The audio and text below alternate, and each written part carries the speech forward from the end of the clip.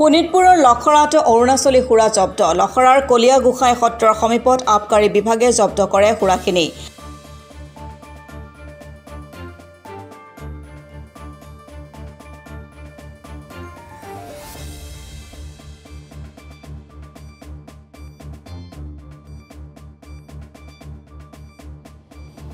সত্ৰৰ কাষৰ এখন ঘৰত অবৈধভাৱে মজুত কৰি ৰাখিছিল অৰুণাচলী সুৰা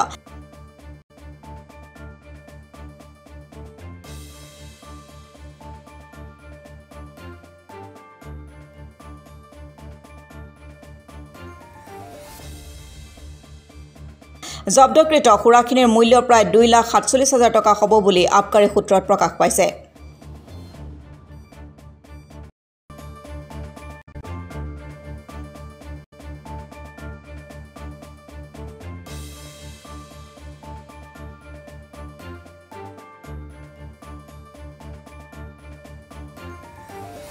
আজি আমি এটা